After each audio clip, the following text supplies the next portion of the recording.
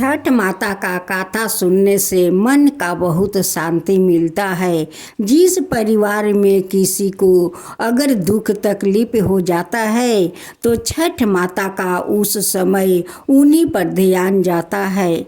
माँ कहती है कि हे छठ माता, मेरे परिवार को रक्षा कीजिए, मेरे परिवार पर आप ध्यान कीजिए।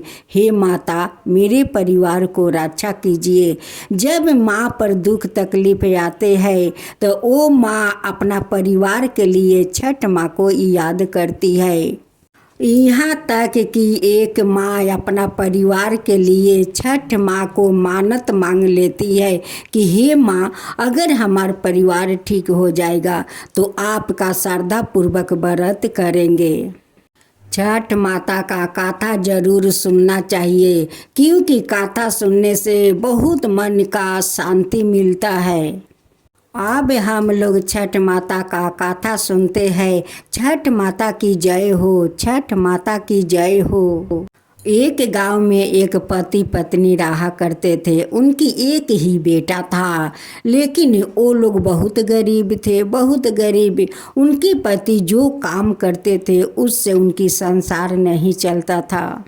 उस औरत का नाम मुनी था। मुनी का महके वाले वो छठ पूजा करते आ रहे थे।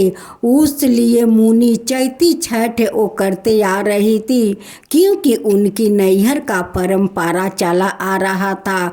वही परंपरा को निभा रही थी। वो एक भी चैती छठ नहीं छोड़ती।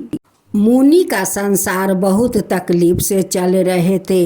वो जैसा तैसा अपना संसार वो चला रही थी। एक दिन मुनि का पति अपना पत्नी से कहते हैं कि देखो, अपना मुल्क में मैं काम करता हूँ, लेकिन जो पैसा मिलता है उससे तो हम लोग के संसार नहीं चलता है।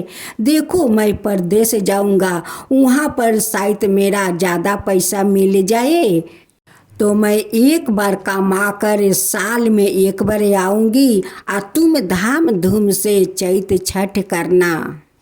जो भाग्य में विधाता लिख देते हैं वही होता है, दूसरा होता नहीं है। कोई अपना मुल्क में रहे और विदेश में जाए, उनकी वही जो भाग्य में लिखा होगा वही आएगा, उससे ज़्यादा नहीं आएगा। मुनि का पति यही सोचकर विदेश में जाता है। वहाँ पर जाकर एक माटी काटा के काम मिलता है। उस माटी काटा में बहुत कम पैसा था।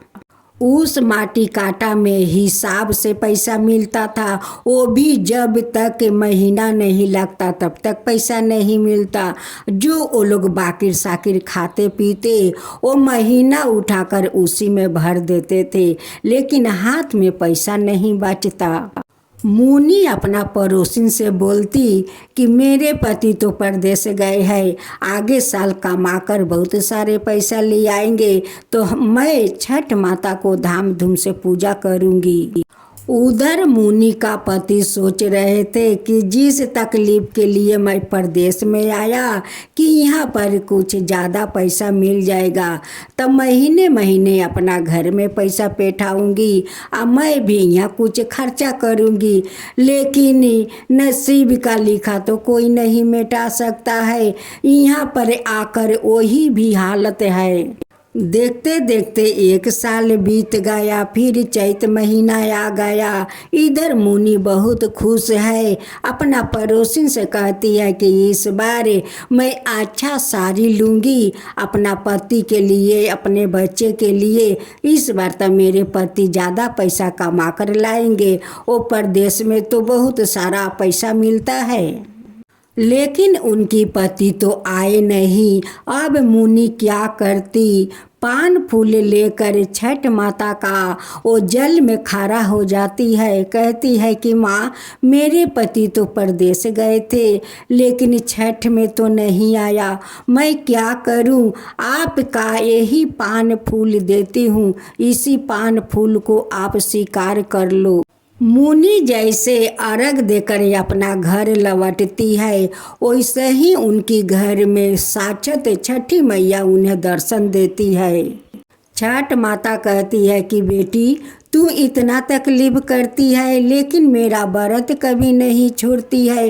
तू पान फूल लेकर खड़ी हो गई लेकिन मेरा उपवास नहीं छोड़ी। तेरा पति तो नहीं लौटे।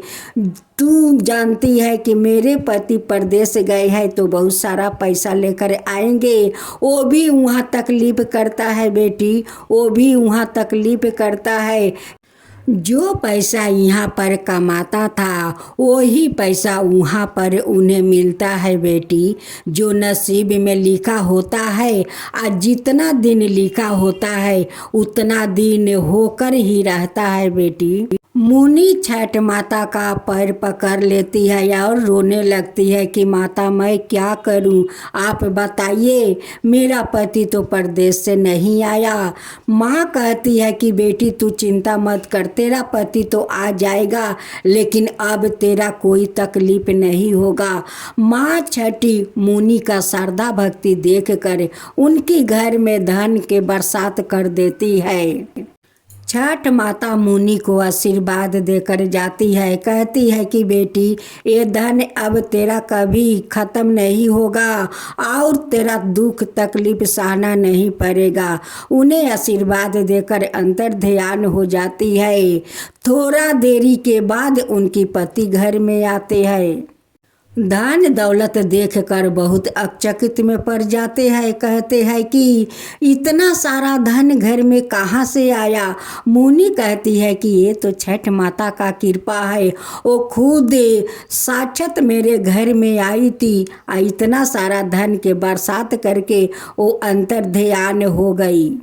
अब मुनि का पति अपना महल बनाते हैं, अपना व्यवसाय करते हैं। मुनि और उनकी पड़ोसिन दोनों छठ माता का धाम धूम से पूजा करने लगती है। कहती है कि हे छठ माता, जैसे आज हमारा घर में आकर आप धन का बरसात किया, हमारा जैसा बहुत सारा गरीब लोग है उन्हीं का घर में भी जाकर ऐसे ही बरसात कर दीजिए। हे छठ माता, ऐसे ही अपना कृपा सभी के ऊपर बनाए रखे। हे माता, सभी के ऊपर बनाए रखे। छठ माता की जय हो, छठ माता की जय हो।